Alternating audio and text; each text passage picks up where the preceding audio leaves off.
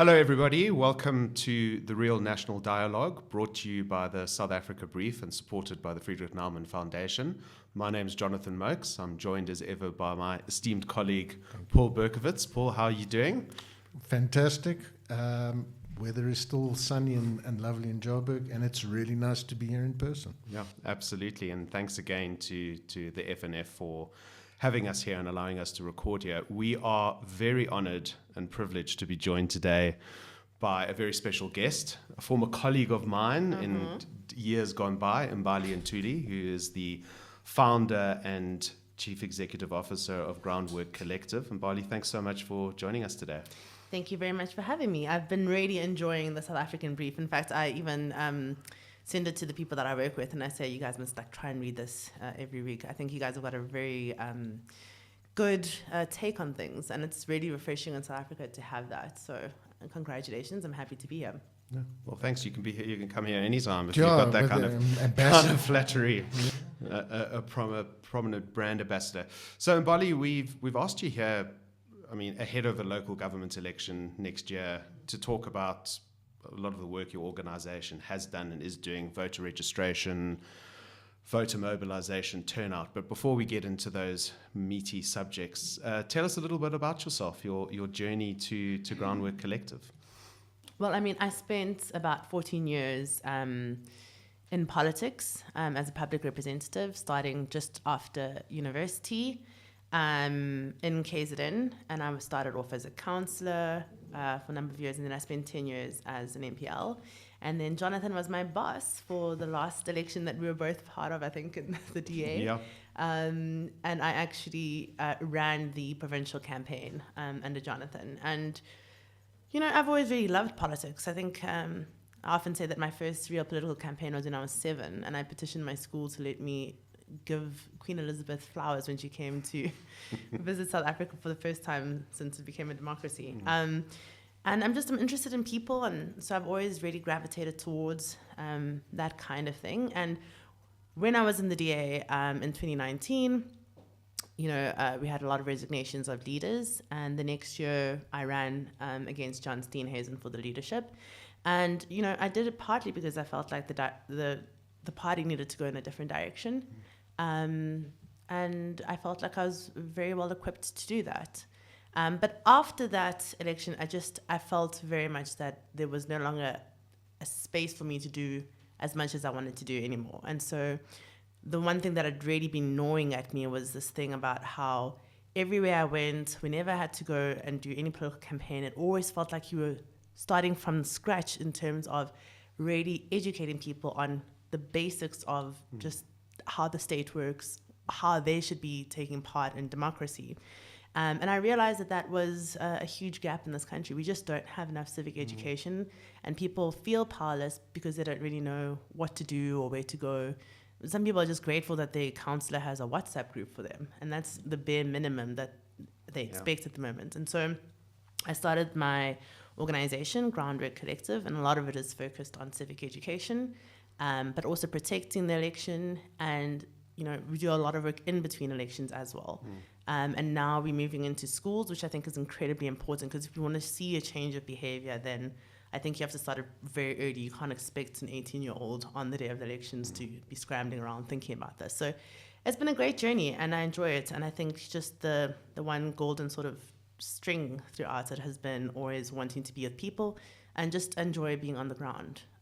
So that's what I'm doing now, and I'm really enjoying it. That's fantastic. I think South Africa needs more organizations such as yours that actually focus on civic education and focused on, I suppose, just improving voter knowledge and voter turnout. But before, and corporates too. And corporates. Yeah, I'm always astounded at, and this is not to shame anyone, but I'm always astounded just by how little even people in corporates and business understand everything that isn't just, exactly like the legislation that deals with whatever they work on. And yeah, we're a very illiterate country in that sense. Yeah. There's a lot of conversation also about the Constitution at the moment. So people often blame service delivery problems on the Constitution without actually knowing what the Constitution is. And we've spoken about it in other conversations, Paul, about how people don't really get how government works, Yeah. and who's responsible for what. I often ask people, I say, how many of you even know what like a parliamentarian does, or how a DG is given their job, or what does the minister do? How does the president elected? And you'd be surprised, many people think that we vote directly for the president. So there's definitely a lot of work that we have to do. Yeah. So the civic education you've been working on, Mbali, in high schools. Can you just give us an example? I think you've spoken about what the gaps are in the knowledge. What's the most surprising thing that you probably heard to date? The most interesting, or what you might have thought was the most obvious question that highlighted the knowledge gap? Well, I mean, the president's one is the first. I would have thought that we, at the very least, knew how our president is elected, and I'm always astounded at how very few people actually know. And also, just people don't even really understand things like the demarcations of where they live, their ward. So there's always just a lot of confusion around that. And this is not just at the high school level, like I say, across the board. But what has been very encouraging is how much people do want to learn. And if there's an easy enough way for them to access that knowledge, we're seeing a lot of people going through sort of the course material that we put out and having a real hunger for it. And I still find South Africans to be incredibly patriotic with everything that's going on. We asked them to give us a couple hours of their time to protect the election and become election observers. And we ended up getting thousands and thousands of people across the country. And about 250 of them were 18-year-old first-time voters. And the oldest person was 89. And these people stayed the whole day. We also had a lot of, people in corporate teams coming through. So it was really lovely. And I think we forget that about ourselves. And I think we haven't given the average South African enough spaces where they can lend their time, because not everyone's going to have money, but I think people want to get involved somehow. That's great. So, I mean, you've thrown out a few terms which I think will be good for the viewers and listeners to sort of understand what they are. So let's look at last year's election, because GWC, which is Groundwork Collective, you did quite a bit around last year's general election. I think I was watching a lot of your voter registration activities, and you were on the ground trying to register first-time voters. There were competitions, partnerships that you had. Maybe tell us a little. How did that go? What worked? Was it successful? So obviously we've known for a number of years prior to last year's election that our numbers of registration were really low, getting low, which was it's a worry for anyone in terms of just the legitimacy of a democracy in an election.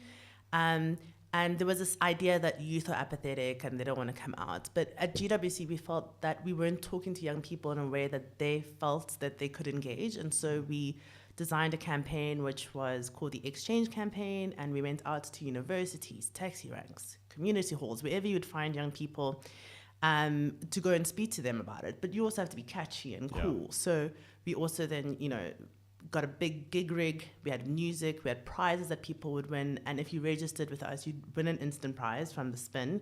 And you would also be able to be put into a draw for winning a musical concert. And for us, it was incredibly successful because we also used influences that these young people knew. So, we had Shekinah, we had Shasha, we had Musa Keys, Nandi Madida, Mablur, Moshe Ndiki. There were like really well-known influences for that particular group. So we found that actually was not true. Many young people registered with us, came to the concert. It was incredibly successful, and I think even the IEC saw the success of it and would often come and join us at our registration. So that was really lovely. And a part of us had also, gotten the back-end API from them to do the register. So they were really great partners in that sense, because we also were doing constant checks to make sure that the people registered really were people that existed, And so it was great to have the IEC working on that. I think maybe what we realized is that, one, you just need to do it a whole lot sooner. Too many people were confused about all the things that were happening around the elections. And it was a difficult election. It was the first time a third ballot or 3 ballots and all sorts of things. And so often people want to talk longer than we could obviously stay. And I think that now that we've proven that it's something that works, it'll be much easier the next time around. I think people were very nervous about what this means and, should they be allowing us to be in shopping centres and all that kind of thing. But I think that the results spoke for themselves, and so that was really great. But interestingly, as you would know, despite having the highest numbers of registration last year, we still had, I think, the second lowest turnout since, I think, 2004 or something. So it didn't correlate, although the new registries had a rate of about 82% of actually going out. So it does prove that if you register them first, they will go out. And so most of the people that ended up not voting were people that were already registered. But I think it should signal to all of us that we've got a real problem on our hands. And so, in effect, I think really 42% of people actually voted for our government. And I don't know if you all feel comfortable about that. Might be a little lower. My figures might be off, but I think we had close to 35. But I'm glad... Is that of an eligible voting population? Of an over 80, right. Based on the mid-year population estimates. I'm glad you brought up that question, Jonathan, because obviously as a numbers nerd, I'm fascinated post-election with how do you quantify and how do you measure the success. And I think the numbers, please correct me if I'm wrong, Mbali, Groundwork Collective's project registered over 50,000 new... Close to 100 actually. My gosh. And it's still going on. So That's we would fantastic. be the fourth biggest political party if we had been a party. If you'd been a party. by voter drive. And it's amazing because obviously this is not politically aligned. This is just for the greater civic good. I'm interested, and I guess we can unpack it this time now a little. We were all very interested at the time with the voter registration drive, but the democracy protection, the election monitoring was something that kind of slipped under the radar because of the timing. It's something that you don't hear about in the lead up to the election because it happens on election day. And then after election day, I guess we had all the excitement and the drama and the days of our lives about the formation of the GNU. But I'm just fascinated. You said this is ongoing. This is obviously something that you'll want to repeat and enhance ahead of next year's election. And I guess, where's the question in all of this buried? In a previous conversation that Jonathan and I had with Lukona and Guni, we talked about the challenge for political parties of organizing, of campaigning, of how hard it's going to be coming up with donor funding cut and parties collaborating in order to save their own skins. Do you think it's going to be easier or harder for you? As you said, you've got a track record, you've proven yourself. Are you looking forward? Is it going to be easier doing the work you're doing, the election work, over next year? I can tell you that I definitely am so happy that I'm not in a political party ahead of next year's election. I think it's going to be a painful election for all involved. So one of the things that you want to do once you've given people this sort of civic education and you've got them excited, you've got to give them something to do, a first step. So for us, that first step is going to be, okay, you've got all this knowledge, now participate. Please come and protect the election. And so we put out the call. We also use influencers for that. And I mean, we were trying to get all age groups here. So, we used PJ Powers for a slightly older demographic. She's talking. I'm thinking 1995 World Cup, yeah. She's talking to us or maybe our older cousins, Jonathan. And just a different array of people, Zuleika Patel and others, and a lot of sort of TikTok influencers. And it was amazing to us because we had, just over 5,000 people that signed up. You'll always get people fall off before the election. But by election day, and unfortunately, just the way that I think the Observer mission program was done last year was very difficult. I mean, the IEC was under tremendous stress, so it wasn't, I think, as smooth as it could have been. But for us, we use technology. So previously, obviously, myself and Jonathan had been involved in campaigns, and we know exactly what you need to ask on the ground.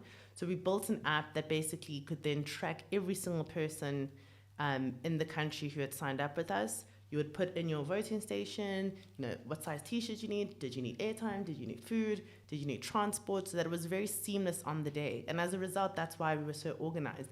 And people could also, take photos, voice notes. So even if you couldn't write, you could still give us the information. And we had a backroom team monitoring the whole thing from sort of our headquarters. And that proved so, great that the IEC asked us to come and do a lot of feedback to them, which we did. And now I'm actually on the IEC's election integrity project that they've just started. And a lot of that is to try and get the idea of observers to be something that we have, not just in local and national, but also by-elections. And it has to be something that's, done seamlessly all the time. So we're still in the early stages of talking what that looks like and, what the framework is going to look like and be. But I think it's a step in the right direction. And I think after last year's Days of Our Life drama, people realized how important it was to have people that are actually observers and not just the IEC or just political parties. So I think we're going to get far more people this time. And, if any donors are listening, we'd love some money. Please give them money for the very worthwhile job. I wouldn't be surprised, Jonathan, if Mbali and the team are approached by some of the parties that didn't seem to have as good campaign teams as this apolitical organization.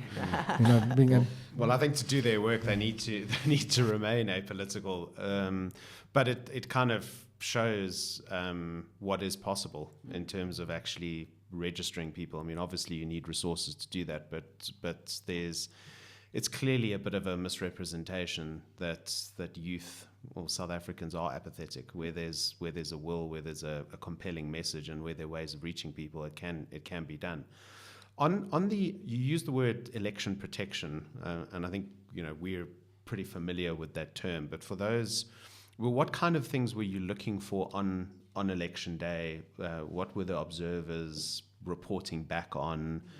And I mean, you've alluded to the fact that the Independent Electoral Commission was under a lot of stress. It's constantly under a lot of stress. It also struggles for resources. Was the election operations last year broadly successful? I mean, what was your first, I suppose, to summarize the question, what were your observers doing? What were you looking for? And what were your findings? So, I mean, again, we spent about a month doing training with all of our observers, both in person and online. And we were telling them that basically there were going to be places that would be very close and on the margin. And for those kind of situations, you need to be watching very carefully how the counting is done. But even before we get to the counting, because that's, the culmination of the whole day, everything from, are the queues orderly? Is there any, political party or politician that's trying to get last minute campaigning in there? Is everything happening orderly? Are the IEC staff doing what they're supposed to be doing? Are people being assisted if they can't vote? Are you checking that each of the ballots are put in? Did you watch where the ballots go? Did you see that everything was empty before the voting starts? And so all of those things, I mean, there's a lot of things that people need to look out for, but basically making sure that everyone's doing what they're supposed to be doing and not doing what they're not supposed to be doing, particularly when it comes to the behavior of political parties. And so observers were seeing this, and they all had sort of on the hour updates that they would give to us, sort of everything's fine, or, oh no, the station hasn't opened, or we don't have stationery, or the machine is broken, and all these kinds of things. And then it would help us to then be able to contact the IEC person in the region. And we did a number of times, and they were really great about resolving a number of issues. And then, of course, it was a big debacle about people voting in different places because they hadn't registered or hadn't re-registered. So there was also a lot of watching for that to make sure that the right people actually vote who are supposed to. And I think they did exceptionally well. And many of them in their reports back to us said that they felt like they really knew what was happening, and they felt confident to tell voters or whoever needed to know sort of what was happening.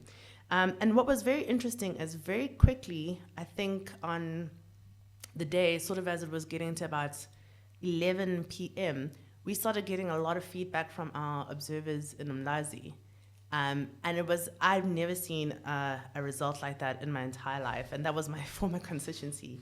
Almost every single ward that was coming in was showing that the NT was just being decimated and that the MK was doing well. And I mean, that would become the story, obviously. But so we saw that very soon as, people started ending up. And judging by what our observers had said on the day as well, it was quite obvious that something was really happening there. So it is exciting in that sense, is that you get a snapshot of what's happening around the country way before everyone else does, which is quite nice to be in that position. But definitely, we were double checking to make sure that those figures were accurate. But there were so many voting stations that were reporting the same thing, and so the KZN election centre results place was very interesting to see. Yeah. So I think one of the key questions with last year's election now being in the bag, so you mentioned turnout. And I think it was definitely the lowest turnout, if I'm not mistaken, Paul, that we've had in general elections. And there's been just a constant decline, local election after local election, general election after general election, of decrease in registration, but then also decrease in turnout. And as you say, that does lead to questions of illegitimacy, with only sort of 35% of eligible voters actually voting in a government. That's a problem. Now, going into next year's local government election, and we're recording this episode in Johannesburg. Johannesburg's the sort of epicenter of probably next year's local government election. Complete utter failure. We're probably looking at an even lower turnout than many people would have expected a year or so ago. And people seem to be sort of being accepting that it's going to be apathetic, it's going to be a low turnout, but that's going to lead to problems down the line with governments seeming illegitimate. What are some of the things that can be done or should be done right now to arrest that and to get people back involved, and because people can't complain if they don't vote? Yeah, that question, because it's well, they can. And they do. I mean, the interesting thing is, what was disappointing for me about the last year's turnouts is that you could bring all these people right to where they needed to be, but the people that are supposed to inspire them and get them galvanized are essentially the political parties. And so you can get all these people to register, but then they just be like, well, of this entire mess, where am I going to? And I worry very much for next year that we're going to see that happening again. Unless there's some very compelling campaigns that are going to come out. But if we're talking about the same actors that we've had for the last sort of decade in our country, I despair at what that could possibly mean. The best bet right now is that, especially for a city like Johannesburg, is it needs to reconcile with whether it wants to continue having, 6 or 7 mayors in a term or not. There's no easy answers, because it requires all of us. It requires civil society to get people to understand what's at stake. Obviously, the ICs needs to do its job, but ultimately it's going to be about political parties bringing out those people, and I just don't think that people are feeling particularly inspired. Best case scenario, everyone just votes for the lesser of what they consider the evils, to just keep their ward at least, as good as they can. I find local government elections to be difficult around the youth, though. So we are having a conversation right now about how do you get young people excited, because typically they haven't, become a homeowner, so it's not the exact same, even though all issues are local. But there's just a little bit of a disconnect to how we're going to reach them. So we are also thinking quite carefully about what is the way that we can make local government seem as relevant as it is to young people, even though they might not be paying rates and stuff. But I mean, water is something, that everyone needs. And I'm also going around talking to universities, and I'm saying the majority of the universities and where they are part of a ward, and there's probably more students than there are any registered voters of any political party. I would love to see, WITS or UJ or UKZN come together, rally behind one candidate, and have our first sort of student ward councillor. I think that would be incredible, and I think it would send such a strong message to young people that they don't have to wait to be able to take power. So at UWC, we're also currently conceptualizing just a basic manual on how would you run for elections, particularly if you're a young person, just to give them the kind of tools and to say it's not insurmountable. That is such an interesting point, because I think maybe these are things we didn't consider, Jonathan. I really find that fascinating, Mbali, that the youth turnout is a particular challenge because, as you said, they don't have as much of a stake, and particularly in the metros, there might be a lot of young people moving for work. So there's also the challenge, the added challenge, which I'm sure Groundwork Collective and others will be addressing, of are we re-registering these young voters now where they live? Good point. But I'm interested, as the numbers nerd, That's your role. I've got other hats. I Yeah, just you leave do. them at home. I left them at home most of the time. I'm interested, how have you measured? You did give a very interesting, very encouraging statistic that over 80% of the first-time voters that you registered, particularly young people, turned out to vote. Obviously, probably easier than in a local government election. Was there any post-election analysis where you were able to quantify, well, we obviously don't know one-to-one if we registered this person, if they voted, but we know that we registered this many people maybe at the ward level, and we can compare turnout and voting patterns where we were active?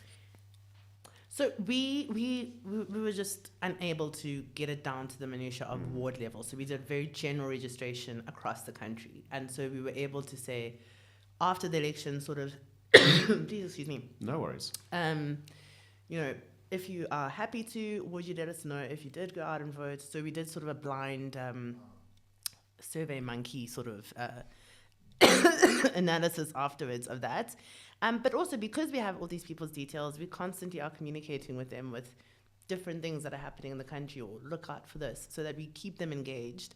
And then with Future Dates, the Ndiwe's organization, they have the actual curriculum that is based, and you can get it on the I have the app, yeah. Oh yeah, you can get it on an app, whatever. So for that period, and we're going to be doing it again now, we also have it with them, so that all the people that re-register go through that, and then they're also able to track how many people are going through and actually completing all the sort of modules on the app. So we're quite good at being able to say, you know, how people have registered, did they go out, did they come and protect. Most of those first 18-year-olds that we were doing the election observing were people that we had registered for the first time in that election. So we can kind of get good enough data on that. What's harder, and Jonathan will tell you as the guru of sort of polling and focus groups, is it felt very much after the election that people were more confused about the political sort of atmosphere than anything. And not in terms of they didn't know things, but I think the political parties and how everything turned out, I don't think people were quite expecting it. And so we have been talking to people, and I think they were quite surprised at everything. And now I think they feel a bit more confused. Yeah. We also felt a little bit of that.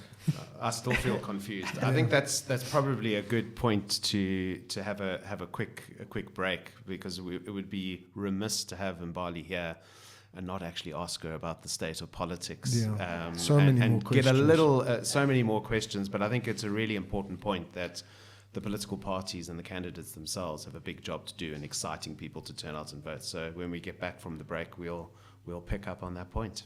Wonderful. Thank you.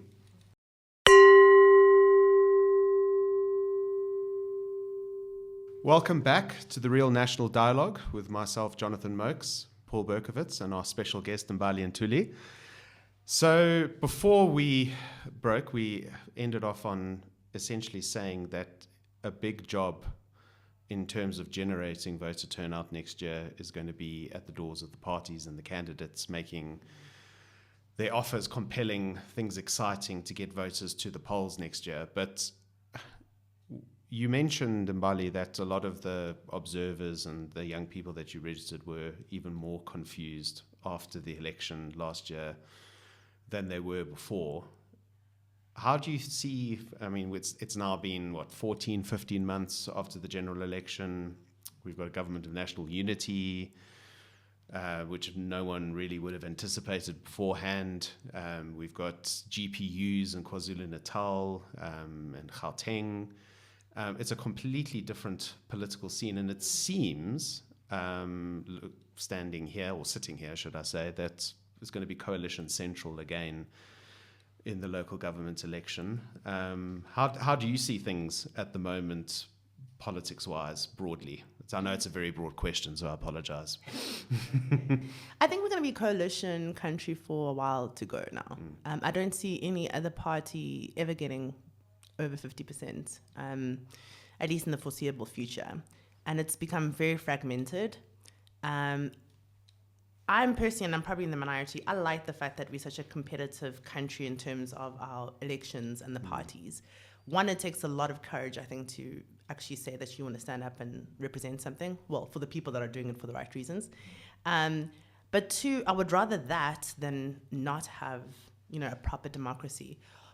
The problem is that then you have the voters constantly hearing different messaging, don't vote for a small party. But now those small parties are becoming big in terms of their power dynamics. And there is obviously a bill at the moment that's looking at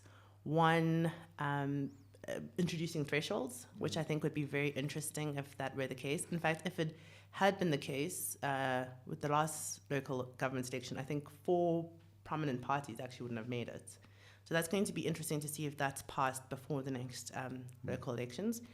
And I think people understand that we're going to need coalitions, but they're also not sure about the configuration, and political parties say one thing before the election and another once they're in office, because now they have to obviously negotiate and get things done. And I think it's going to be interesting to watch, particularly the 10 parties in the GNU, how they will campaign, also knowing that they're in government. And I think that that's something we haven't seen before, and it's going to be interesting, particularly the ANC and the DA as the 2 biggest, how much they bash each other or how much they, give recognition, and whether or not that lands with their, respective bases. It's so unprecedented. I love it as just a person who's into politics. I think it's going to be very exciting to watch, but I think it is also going to be very chaotic, and I'd hate to, be the IEC trying to, educate people about formulas and percentages and how PRs are done afterwards, because it's going to be absolutely shambolic. Aside from, of course, where I am in KZN, I think seemingly the MK looks like it's maybe not an outright majority everywhere, but it looks like it's doing relatively well in comparison to other parties. And so that will also be new territory for our province. But I mean, the KZN, we're always trendsetters, so. Absolutely. I think I'm broadly in the same boat as you, Mbali. I like the idea. I like the reality and the concept of our politics being fluid and dynamic, and the new is being born all the time and the old is dying off. But let's be honest. I mean, even with these decentralized, libertarian, one person, one party tendencies, and I like that, there's fatigue. There's fatigue as a Joburg resident. I can't lie to either of you. Being in it, being in the dog, having 6 or 7 mayors over a 5-year period, having 2 mayors from Al Jamaa, having mayors that are worse than the next, having politicians trading positions and slipping in and out of coalitions based on how much more money they can squeeze out. We've seen this week the EFF now want the transport MMC position in Joburg. I made the cynical, very broad joke that there's a lot of money in that budget. Ask Kenny and the Patriotic Alliance. And there's mixed feelings. We've discussed in the office, Jonathan and I, about this threshold representation. Will it take away the vote? Will it do this? Will it do that? And I've got a question there, which I think I'll come back to, but what I'm interested in is what you talked about before when it comes to education. There's a great program. It's coordinated with Future Lector, with Lindewe Mazibuko's outfit. And many others as well. And others as well, and that's great. And we talk about how that's a great way to coordinate assets and maybe take over some of the job that government and the IEC could or should be doing, but there's a need and you're filling it. But you say people vote. The education, I'm presuming, is about how to vote, how the voting process works. Okay, fine, you voted for a party. As you said, none of us could see the reconfiguration. This party is forming a coalition with that one. What do you think is my question finally? What do you think is the most important part of the civic education? Because we've got many working parts, multi-party democracy. And is it about teaching people about strategic voting? Is it maybe not so much about the process of voting and the electoral process as maybe more information on the parties? Is it about promise and manifesto trackers so that the voters are better informed about whom they are voting, for whom they are voting, and what happens after the election? What do you think you're going to change in the curriculum between last year's election and next year's? So obviously we touch on voter education, but that's very like basic, like voting is on a Wednesday, you put your X here, which the IEC does fairly well. We do a lot more civic. So like I said, we go really in depth into how does the municipality work? What happens? Where's your ward? And I think that that's more important because it actually becomes whoever we vote for and they're in. The problem with South Africans is that we haven't realized is that after the election, you still have to participate. Everyone had their hands up in the air about the budget. How many people actually went to any budget, public participation events that happen in their city? And so we allow people who are politicians, I suppose, to act with impunity because we never check them afterwards. We just kind of vote and stand back and hope that they'll be mature enough to do the right thing. But that's not how a democracy works. A democracy is a contact sport. We all have to be involved, and you have to actually make sure that you do the follow-up work afterwards. And that's what we're not getting right. So our politicians know that no one's going to do anything about it. And I think if we can unlock that and make people understand where they, can actually participate, whether it's the IDP of your own ward or the things that are happening. If you're worried about crime, go to the CPF meeting. Unless you do that, it's always going to be just the political parties and the people that they send to these meetings who will make the decision. And then we actually can't really complain because we've allowed ourselves to get into a situation. How many people in Johannesburg have done anything besides actually complaining that they have no water or, I don't think a lot. And that's our problem. We're not very active when it comes to the participatory part of our democracy after an election. Right. So I think that that's probably what we're going to need to change. And again, I look forward to seeing the campaigns that are going to be run. And I think you're right. A lot of people are tired, not just in Joburg, everywhere. But also, it's not like we have the greatest options sometimes. But yeah, I always say you can't also wait for the perfect party. You just kind of sometimes have to hedge your bets. I think the broader education point, again, bears repeating because you're quite right that people need to hold politicians accountable. There are mechanisms available to hold them accountable. I think it also sometimes requires the media and other organizations to be a bit better in also getting involved in civic education and looking at things. So, for example, something that always interests me, having once been a CEO of a political party, is that political parties get national and provincial constituency allowances, a lot of money on an annual basis. And that's meant to serve their constituency. Yeah. Now, we obviously have a proportional representation system. We don't have constituencies, but parties are meant to allocate constituencies, have constituency officers where they're supposed to report back.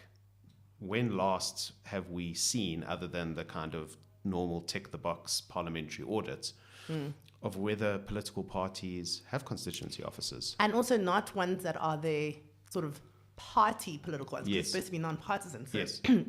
people sometimes think if they see a party political one, that's a constituency office, and that's actually not right. No. I'm actually not aware. Yeah. Already. I mean, I don't know. And I don't know whether you can go on the ANC's website or the DA's website, the EFF's website, and search for your local constituency office. Yeah. It might be Definitely not brick and an mortar interesting post for us, Paul. Might be an interesting post. I think the first go-to would be... I think there's a loophole in the policy that allows it to not be a brick and mortar place. You can still have the constituency allowance as long as you prove that you're doing constituency work. So I think, if I remember, that's also one of the ways that people get around it. But the bottom line is you should be doing constituency work. But it's a two-way street. It's not just on the parties. It's upon us to demand that constituency work is happening. If people don't know who their councillors are, I can guarantee you they don't know who their parliamentarian is, for sure. I mean, that also speaks to the question about electoral reform, the electoral system. I mean, unfortunately, we can't go too in depth about that. But I mean, I find the threshold question fascinating. I mean, Paul, you and I have discussed it a lot. We've written about it a bit. Yeah. Yeah. I find it also sort of amusing and ironic. I mean, because obviously the DA and the ANC are big supporters of this. The DA wouldn't exist today Yeah. if a threshold had been, because in the constitutional negotiations there was going to be a threshold ahead of the 1994 election. DP, the Got DA's 1.7, predecessor, hey? 1.7% wouldn't have been in Parliament. You wouldn't have Well, if the threshold was... if the threshold was applied. So they obviously successfully argued against the threshold. So, but I mean, I can understand that there's some desire for a threshold to make politics a lot more simpler. But even with a threshold, you're going to have a coalition country. You're going to have a situation where the proportional representation system we're in as our democracy is maturing. It's going through a difficult time. It's going to have the various parties. I want to touch on, because we've sort of danced around it a bit, the options and the choices that are there. And I think we'd all, it is incredibly difficult to run for political office. People that do it are incredibly brave. Regardless of their ideologies, it's something to put yourself out there. But not enough good, interesting, compelling people are putting their hat in the ring to be politicians. And I think part of the problem, even if it's joining established parties, I mean, you name-checked Future Elect, which obviously has programs, again, also on an apolitical basis to train people to sort of run for office and also to be civil servants. But how does one improve the supply side? Because that actually, and because I suspect one of the issues, without having done any research, is people also don't see enough of themselves in political parties to sort of build trust. It's a very obscure thing, I think, for the average person to like figure out, even if they wanted to, like, how would you navigate that terrain? And I mean, I know like the DA and I think Rise actually put out calls for people that would like to, put their names forward to be public representatives. Everywhere else, every party has their own sort of way that you rise up the ranks and get into it. But it's, I think from the outside looking in, the average person, even if they wanted to serve, I don't think would have an easy time of understanding it. But I also just think that the way that our politicians have behaved has really put people off. And it's not like this country has, so it's not like our country doesn't have a lot of talent and a lot of people that should be in these positions. All of them just seem so incredibly toxic that I think, why would I give up a bonus at Investec and go and like fight with somebody who wants to tell me, this race or that, or let's do this, homophobia or xenophobia. It doesn't seem very compelling. And I think this country very soon is going to be hungry for an alternative that is professional, but that also is mature and that people can see themselves as being able to be a part of and being proud of. I don't think we're proud of many of our political parties. No. And that makes it very difficult for us as voters to have a choice. And with that long ballot, you really, stand there thinking about who's, better than the other and less worse than this one. Voter fatigue, and you haven't even left the voting booth. Yeah. But not many compelling personalities, and I don't think we're going to see any real change for a while. I mean, the ANC will have its conference in 2027, which will be fascinating, no doubt. And then I think maybe all bets are off after that. Yeah. But I see no one at the moment on the horizon that's going to re-galvanize South African politics. So. And just listening to the discussion, Jonathan and Mbali, and I'm naturally optimistic, but it seems that there are these unbridgeable gaps in some of the things we've been talking about. We talk about the threshold legislation and whether that would make a difference and improve things and make for more stable government. I always use Ekurhuleni as a counterexample, that the ANC and the EFF have had a very clear majority between them since 2021. But they danced around the idea of how to share power, and they had their figureheads, and they had an AIC mayor, and that's been repeated in Joburg and Tshwane and other areas. And Mbali, you spoke about maturity. And we spoke about voter education and attending IDP meetings and contributing, community policing forums and so forth. But what I'm missing, and I'm not blaming anyone here, is where are the accountability mechanisms? Let's say I was independently wealthy and I could attend every Joburg council meeting, and I mean, it is part of my work, and I can. You'd love to, Paul. A boy can dream. But you watch the recordings, and Yeah. you see that, for example, at the moment the DA councillors being in opposition are saying, well, our Mayor Dada Moreira hasn't given us the monthly financial statements or the quarterly financial statements. We haven't seen Section 71 reports. It's now February, and we've been asking since September for these things. So if the councillors themselves who have legal protections can't get a rogue mayor and a council to do anything, what's the recourse for us as citizens, as community members, to say, well, you haven't passed the budget on time. This meeting wasn't properly collated. You're violating the Municipal Finance Management Act when you do that. We can see in Joburg, and I keep going back because I'm sad, rules are violated. The mayor can talk about reshuffling. We can have an MMC of Finance become the new mayor and present the budget and then go back, and we can swap people around. In Nelson Mandela Bay, the mayor and the deputy mayor can switch positions one week. So where are the enforcement mechanisms? We can educate ourselves. What do we do? The politicians don't care. How do we hold them accountable? Yeah, it's a good question. And I suppose for me, the best way to be able to is actually to make sure that, I suppose, your political party of choice knows what you feel and what you'd like. But I suppose we also have to organize ourselves outside of political parties. So civil society, I think, has done quite well in this and has taken a number of things, to court and a whole bunch of stuff. But for the average person, I think it becomes overwhelming if you think you're going to change Eskom's policy. So, tell people to do what they can where they are. And the very first thing, just before we even get to council, is just around your own councillor and what you want them to do, and asking them to actually present you with the plan for your ward and the budgets. And if you put enough pressure at that level, that council put enough pressure on their party, and up it escalates. So you have to be involved, I think, at the level that you are, to make sure that those people know what you're feeling as the residents, so that they can put pressure on their party to say, well, the residents of Ward 76, they don't want this, so I can't vote for it in council, and I think the particular party should reconsider its position. And that's really how you get a change. If you think you're going to, start from the top, it becomes so overwhelming that people are definitely going to be demotivated to do it, I think.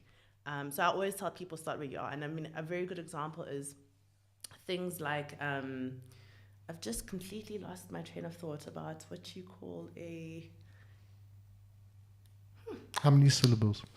I've completely lost Local government? Well, I mean, IDPs? it's when you get together as a community. We've just done this. Mbizo? No, man. And you get together as a community, and you can actually get your rates back from your municipality to take care of your particular area. And I know that they have I wasn't even aware of that. They have different terms for it. Like Western Cape calls theirs one thing, and KZN calls theirs, and I completely have forgotten, but I will put it in the comments when I do. Fantastic. But I mean, that is like a clear way that, and we've done it in my particular neighborhood, where we've taken a UIP, Urban Improvement Precinct, that's what it is. So you can do that as citizens. And, we had meetings, 2,000 of us voted for it, and we've demarcated our area. We have our own budget. We have young people that we've hired to do a lot of the extra work. And, everyone then pitches in with what they want. Like, I want more indigenous plants or whatever the case is. But the point is, we've made it happen, and it happens. And all these things happen around the country, but we're just not, I think, doing it on a big enough basis. And that's not to take away the work of what our municipality is supposed to do, but it's to show people that you don't always have to wait for political parties. That's the kind of education I can get behind. No, absolutely, and it's about learning about those enforcement mechanisms and organizing. And I think we've seen there's some good stories across the continent actually about where people have organized and effected change.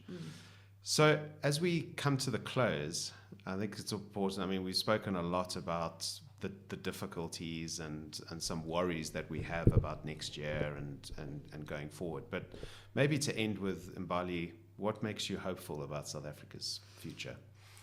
I think the people, and it sounds, very simple, but, and I don't like the word resilience anymore because I think we're all pretty hurtful, but in the work that I do, I still see a lot of people that do really great work and a lot of people that still want to contribute. And I think as long as we sort of keep that alive, we still have a real shot at turning our country around. And they're from everywhere, corporates, civil society, young people. And I think for me, one of my favorite things is working with young people because it also just refocuses your energies, and they're not like as jaded and as cynical as older people, and they still have a lot of hope for their country. So that's, you know, something to get behind. And I think that this era of chaos is just one of those things that we have to understand. You're just going to have to go through to get out on the other side. We can't not, you know, mature as democracy by going through all these niggles. And we just, you know, we've got to keep the faith. And I say this to a lot of my friends in the US who you could always be there. That are activists in different spaces. I just remind them not to get too engulfed with the now, and to just remember that every period has its time, and they'll hopefully usher into the next one soon enough. Yeah. Well, that's a good note to end on. Mbali, thank you so much for being with us, and congratulations on the work that you've done with Groundwork Collective. It's incredible. It's exciting. We're going to watch with interest as you progress to the local government election. Thank you very much. So thank you so much. And Paul, thanks as ever. Thank you, Jonathan. And thank you for paraphrasing those famous words of Whitney Houston, Mbali, that the children are our future. Brilliant. Well, thanks very, very much, everybody, again, for watching, listening. Please share, like, subscribe, and we'll be back soon for another episode of the Real National Dialogue. Thank you.